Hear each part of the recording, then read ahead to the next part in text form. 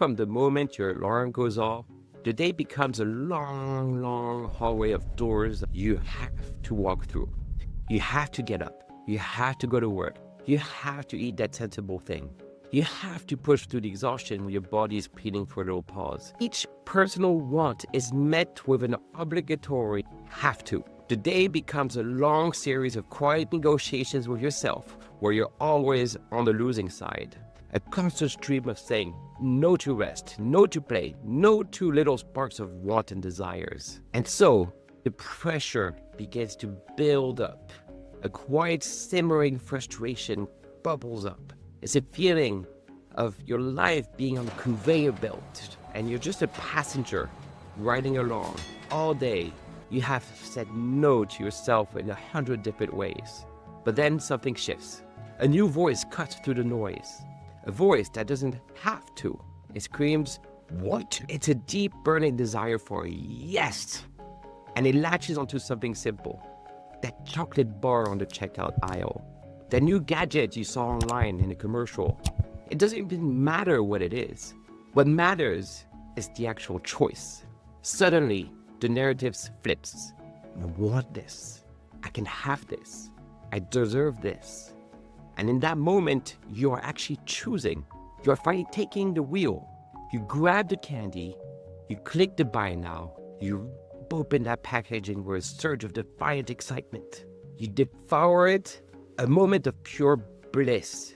It's your choice. But then it's over. In a few seconds, the thrill is unfortunately gone.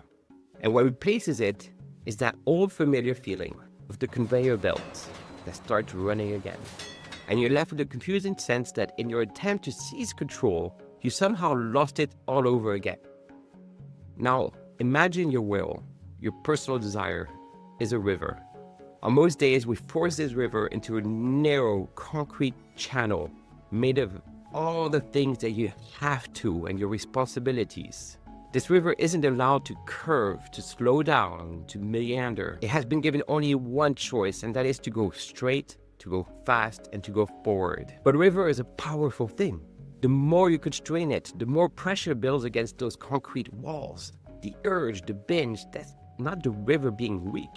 That's the river being so strong it finally cracks the concrete and bursts out. It's a flash flood. It's messy, it's chaotic, and it can feel destructive. But it's just the river desperately trying to flow the way it was meant to. We spend all of our energy blaming the flood, but the problem was never the water. The problem was the impossibly rigid channel we tried to force it into. It's a strange way to look at it, isn't it? Seeing a moment we call weakness as an incredible, if misguided, burst of strength. The shift in perspective, finding strength in what we call a weakness, is the kind of thing I love exploring. And by the way, if you're new here, I'm Dennis, and I like to explore everyday things with a curious mind. It's really all about turning the lens just a few degrees to see if a familiar picture suddenly starts to look entirely new. It's really about turning the lens just a few degrees to see if a familiar picture looks suddenly entirely new. Because the story we tell ourselves about what's happening is more often important than what's actually happening. The immediate thought is, okay, so I need to build stronger walls for this rift, more willpower, more self-discipline. But we've just seen that this only guarantees a bigger, even more powerful flood down the line. It's an exhausting and unwinnable battle. The real shift, the true aha moment, is realizing the solution isn't to build a bigger dam of willpower. It's to notice the places your river is already exploring by itself. It's to stop seeing your day as one long concrete channel, but the exploration is already doing. So here's the tangible strategy. I call it treasure hunting micro choices. I know, it's a mouthful. I just call it micro choices. But the idea is to discover the moments you chose during the day. Like the moment you chose the music in the car, the choice to text a friend something funny, the choice of satisfied to quench your thirst, the choice you made to smile. And these aren't nothing. They're so small we tend to dismiss them, but they are you taking back the wheel one tiny choice at a time. Each one is a small outlet that relieves the pressure of the main river. They change the story from my day is a prison of obligations to one where you actively are watering your garden. And this isn't about becoming perfect. Let's be honest, we're humans. The floods will still happen from time to time. You don't go from couch to running an ultra marathon in a day. It takes training, and there will be good days and bad days, and that's normal. It's not about perfection, it's about direction. A little better than before.